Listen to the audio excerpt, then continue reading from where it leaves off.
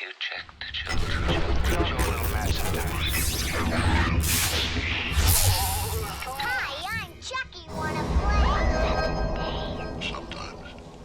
That is what You're gonna need a bigger boat. Hey everyone, welcome back to the Horror Show. I'm Cecil Laird, and I am here to cover some brand new news regarding the Five Nights at Freddy's movie. News that everyone's been waiting for a very long time. So I'm going to jump into that as well as covering the other news that has dropped about the movie thus far, just in case you haven't heard. But before I do all that, I wanted to let you guys know that if you haven't seen it yet, we did drop the newest teaser trailer for Dylan's New Nightmare just yesterday. So if you want to go and check out that 30-second teaser trailer, I'm going to make sure and link to it at the end of the video and around here if I can. But if not, it'll be linked at the end of the video and in the description box down below. Again, it's a 30-second teaser trailer, and the full trailer is releasing this coming Tuesday, April 11th. Again, if you weren't aware, Dylan's New Nightmare is our fan film sequel to Wes Craven's New Nightmare, starring Miko Hughes reprising his role as Dylan Porter.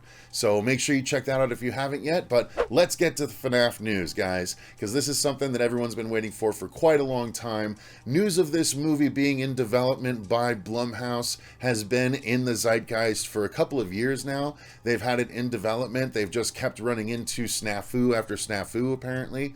But recently, they finally got things under control, and they actually started filming and maybe completed principal photography of Five Nights at Freddy's in February. So we're going to cover all the things that we know about the movie first. So the first thing we know is that it's being directed by someone named Emma Tammy, and she is the director behind 2018's film The Wind.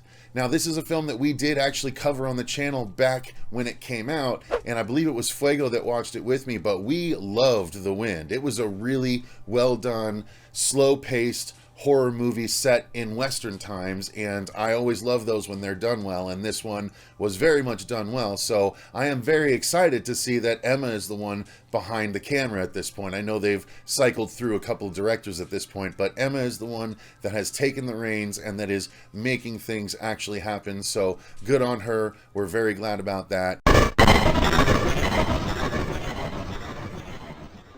As far as casting goes, there have been a lot of rumors and a lot of speculation as to who's going to be in this film, but I believe so far we've only had 2 official confirmations, and that is that we're going to have Matthew Lillard playing William Afton. And if you guys don't know, William Afton is known as the purple guy when talking about lore of Five Nights at Freddy's.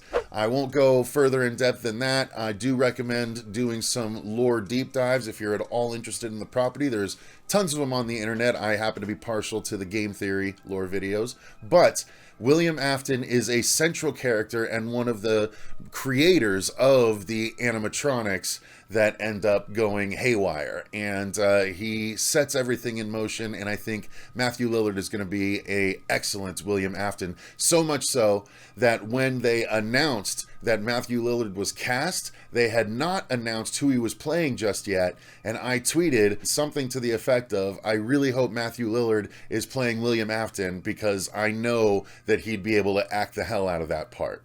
So I'm very excited that that ended up being the case. And then the other casting confirmation is that Josh Hutcherson is going to be playing the security guard, I believe. They're calling him Mike Schmidt, and Mike Schmidt is the name on the check for the security guard at the end of the nights of Five Nights at Freddy's. So I believe he is playing the security guard. Again, there might be a deeper character bio for Mike Schmidt than they're initially letting on if the game theory final timeline for FNAF is to be believed, but I won't go into that. I don't want to spoil anything. So Mike Schmidt it is, and Josh Hutcherson does a good job in the movies that we've seen him in. So I'm very excited for these 2 confirmed castings. Now, there are rumors of other casting. Supposedly Mary Stuart Masterson might be playing a female villain of some kind, but there's a whole bunch of actors that have been listed on the IMDb. I don't know which one of those are officially actually in the movie or not, because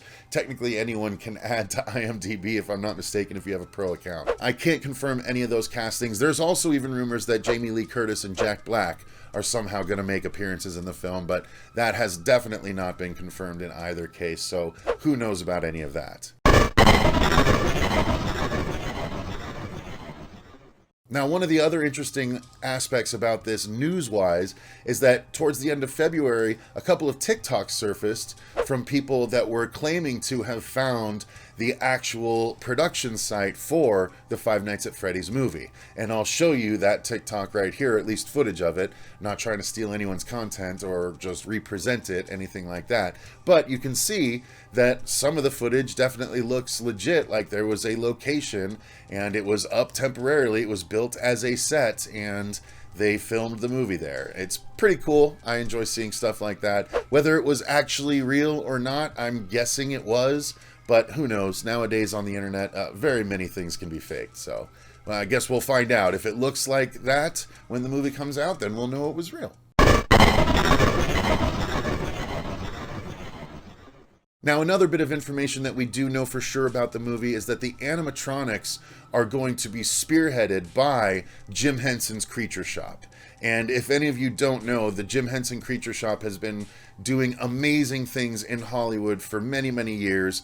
One of their most recent projects that I can remember is the Dark Crystal Netflix series that came out just a few years back. But they've done work on plenty of other things. I'm just thinking about very Jim Henson Creature Shop focused projects like that and Labyrinth. Oh God, there's so many of them and I'm just going to blank on them all. But you know Jim Henson's Creature Shop work when you see it, and it's always phenomenal. So knowing that the Creature Shop is going to be actually helping build the animatronics sets my mind at ease as far as wanting them to be awesome and scary and cool. So I think all of your minds should be set at ease about that as well.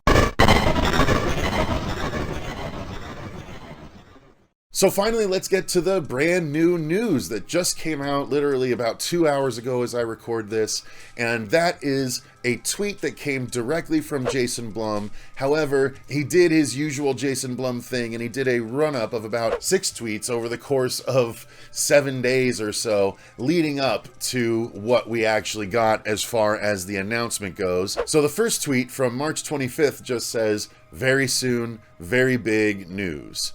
And a lot of people were speculating more FNAF news. Some people were even speculating, or hoping rather, that Blumhouse had acquired the Nightmare on Elm Street franchise and they were going to be announcing a new Nightmare on Elm Street film. Personally, I wasn't hoping that that was the case for, obvious reasons.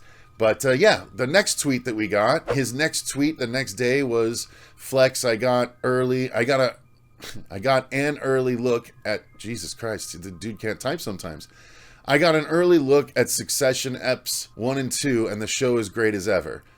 People, that tweet about Succession is obviously not the big news, is what he tweeted the 27th.